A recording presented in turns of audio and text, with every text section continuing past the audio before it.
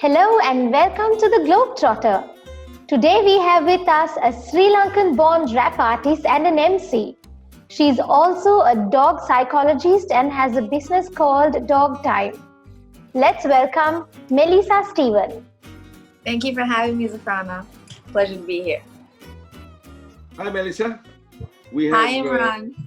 Hi, you've been living in Australia. You have recorded in Australia. You did your debut album here with the Grammy Award-winning producer. Correct. And you've been globetrotting at a rate. You've been in Singapore, Maldives, all over the world. Pretty much, yeah. I would say I had a very privileged childhood, so I'm blessed for that. So I've lived in Singapore, Australia, and partially in the Maldives as well, because my dad used to work there, so we used to go there for a few months out of the year. And now I live in Sri Lanka. I was born here, by the way. I just came back. I know. You actually did an event with us. Where would you like to take us to? You want to take us to Australia? You want to take us to Singapore? Or Maldives. Maybe I'll go in order, maybe. So Maldives was first, then it was Singapore, then it was Australia. So for me, Maldives was never like where I got educated. It was just family time. So I think, the best memories from the Maldives, because that was the only time we as a family got to be together with my dad. And it was always during like Christmas and New Year and Easter and things like that. It's always just a really fun time. It was beautiful. Like, yes, Sri Lanka has white sandy beaches, but I can't explain how crystal clear the water in the Maldives is. And the sand is like whiter than white. Like, it's like what you see in the pictures. It's absolutely beautiful. Where in the Maldives were you, Melissa? So it was Fialohi. It's a South Malay atoll. So it was a resort. Do you remember your first visit? Actually, no, because my first visit was when I was 2 weeks old. Oh, okay. When you were a bit older? So I'll tell you about unfortunately, my dad passed away. So when I was 14, so I can tell you about my last visit there and how much I enjoyed it. So at this time, we had already moved to Singapore because my dad wanted us out of Sri Lanka because of the troubles happening at the time. When I moved to Singapore, I was about 10 or 11.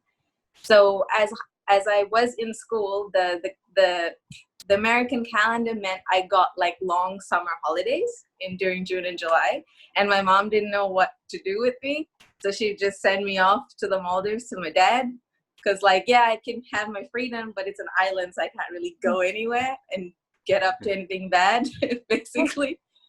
So I would spend like 2 months on the island, just literally being spoiled rotten. So I was always I was always an active kid, so I was always outside, and I was always like a sweaty mess, basically. But the reason my music started and rapping started is because of the Maldives. Because my dad was a self-taught musician, and I started rapping with him to the guests of the island at like 8 years old. So that was my first experience performing to large crowds. Right. Oh, that's interesting. Have you been midnight fishing in the Maldives? I remember I was taken out on a boat once, full moon. So my dad was the general manager of the island, and the guy who owned the island used to come and stay on the island sometimes. And he was very close friends with my dad as well. And he was obsessed with like short, little, tiny me. And he would always try to take me midnight fishing. And I was terrified because I'm all like, no, don't kill the fish and the dolphins. And he used to be like, oh, do you want to catch a dolphin with me? Like, no, I don't. I really don't. So I was always terrified to go midnight fishing. Some just say, it's always the beach, beach, beach, and then you get bored after some time. But for a tourist, Melissa, what else? What are the other experiences that they can have when they go to the Maldives? If you stay at a resort like I was in, there are there are other experiences. So there's like island hopping, which is where you get to go visit other islands and local islands as well. So you get to meet the people and buy the things that they make, like the traditional stuff as well. You can visit the city. I personally, it's very hot in the city, so that's something to watch out for. And then you get like you can go see dolphins, so like not whale watching, so dolphin watching, snorkeling trips, scuba diving, fishing. There's a whole bunch of things for people to do if they're like very adventurous. But if you're lazy, just stay on the beach, eat the food, and yeah, pretty much. And there's So always nighttime entertainment. But that's pretty much it. It's very chilled out. It's for a good time. I don't recommend that you go there for longer than a week. But I think if you go for like 3 days to a week, I think you'd have a really great time. How about the food? Amazing. I remember being a very chubby kid because of that place. Yeah, and It was good. they have almost every variety of food, right? Yes. From all over the world. Maldivians have a very local dish called masuni. And even though you make it outside the country, it's best over there. It's with coconut and fish and stuff. It's pretty good. Now can I go traveling other ways, Zafrana? Yes, Or yes. all right. Unless she remembers something to come back. Nah, I think you've asked plenty actually. You run something called Dog Time, Yes, and you are a dog psychologist. correct. Well, behavior training, you know. You qualified for this in Singapore, is it? Australia, actually. Right. Okay. Yes. Right. So I've always loved dogs, and even when I was living in Singapore and traveling to the Maldives and stuff, I did have dogs. So, but I didn't actually get into the whole behavior side of things until I got into Australia, and I was much older and I had the time to sort of dive into it. I actually worked as a dog walker in Australia. And what happened was other dog walkers who had dogs who were unruly and couldn't control them, all those dogs would end up in my group. And then the owners realized they were transforming and becoming better. So I had like the group of rejects basically, and they would only listen to me, and that's how we kind of, snowballed. Where in Australia were you? So I lived a year in Sydney, and Okay. then the rest of the time I was in Melbourne for about 5 years, I think. How much time did you actually spend in Singapore itself? And what In was Singapore, it like? my whole middle school and high school life. Right. So, Yeah. what was Singapore like? Were you actually living there? And because you didn't go there as a tourist, you actually stayed there and lived there.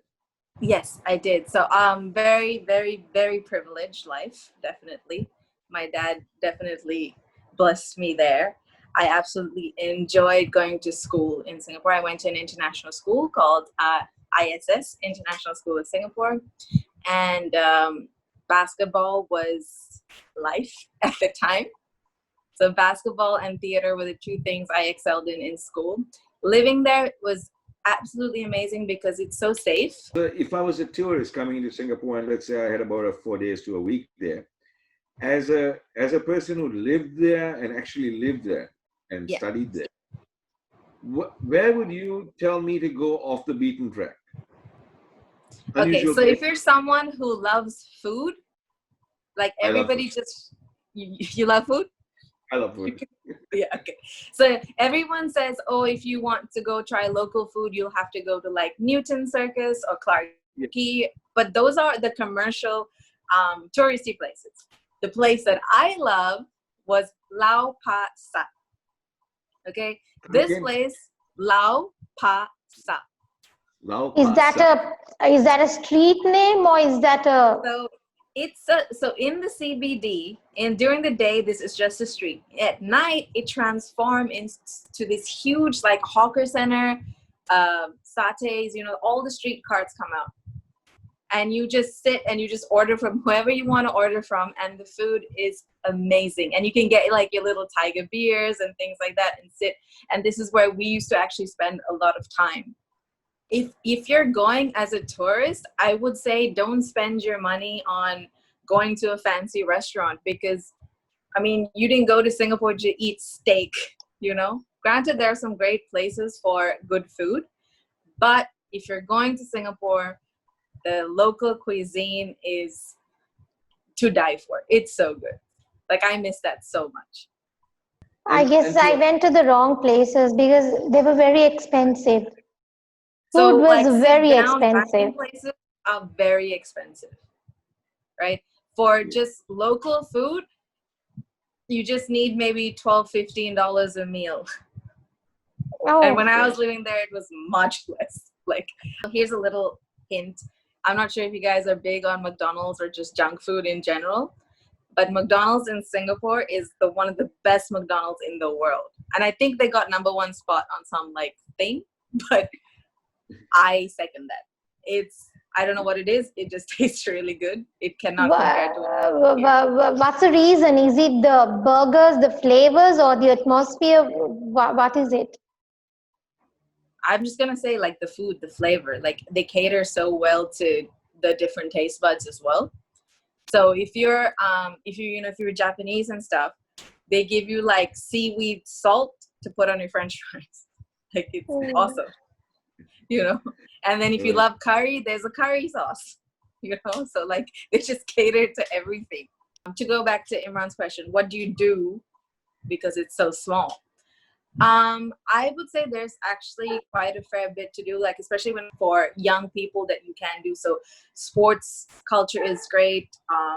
There was like we had to do like so many charity stuff. So I was involved in like horse riding for the disabled, things like that. So even though it's small and concentrated, there's actually a lot of stuff to do within, you know, apart from the obvious shopping and movies and stuff. So for fun things, my friends and I, we should just hang out at shopping malls and go to movies and eat junk food. But other than that, I played a lot of sports. I did a lot of charity work. And for tourists, there's a lot of fun things now. There's Universal Studios as well. When I was living there, it wasn't open. So when I went last year, I was like, yeah, I can do all these roller coasters. Yeah. So I went on everything like twice. And then I felt like I wanted to die after. I felt so nauseous.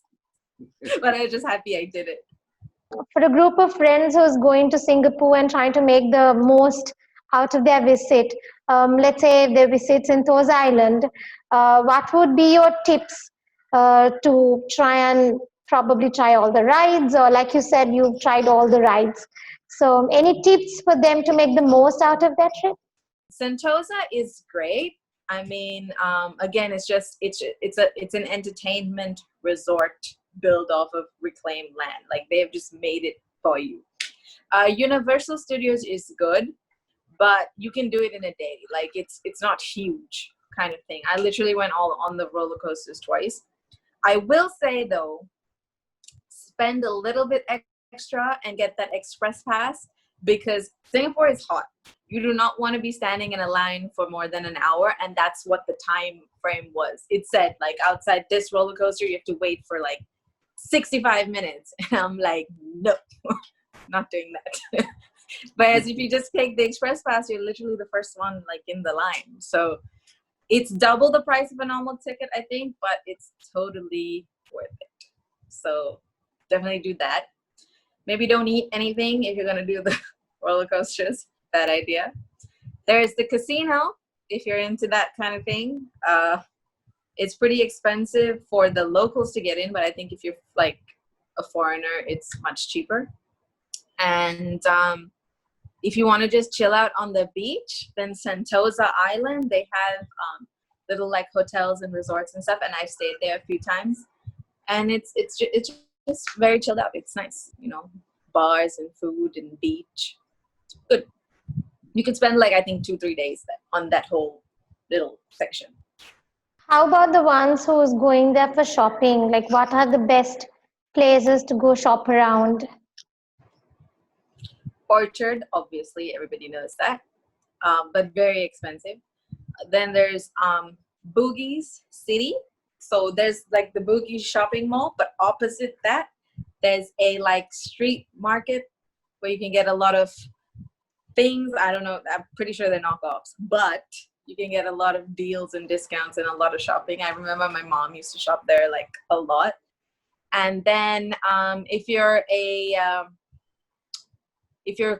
closer to staying to Sentosa, there's a place called Vivo City. It's a massive shopping mall, which is actually right next to my school. So we used to spend a lot of time in that mall.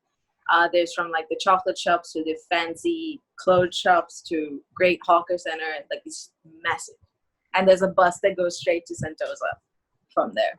Those would say, I think, were my favorite places. One thing I absolutely love is how Singapore looks during Christmas time. You will not see a prettier city in the world. I don't think so. It's beautiful because each like city or town competes with each other on the decorations. So it's your mind is just like blown with how pretty it's lit up and the decorations. Like they go all out. It's the best memory for sure. A lot of concerts that happens in Singapore. I mean, even we advertise them a lot because that's one place easier for Sri Lankans to travel, to go watch a concert. How's the experience like? If they've taken a, based on ticket category, I'm sure the experience is also different. So according to you, how is it? I remember even at the time that I went to see Beyonce, like a ticket was like $300 and you weren't even like close to her. It was a bit of a distance. So definitely I'd pick the artists that I actually really want to see because it's not a cheap thing to do. So if you're going, I'd say go all out and get the best tickets so you can get like the best view of the person that you want to see. It's worth the price. Yeah, I mean, if you get for sure, like I will never forget that experience. It was amazing, So definitely, if you really want to do it, for sure, yeah, it's worth it. Melissa, thank you very much for being with us. Thank you, Imran, for having me. Lovely traveling the world with you. I'll see you soon in Colombo. Yes, definitely. Thank you for joining with us today. Thank you. Thank you for having me, guys.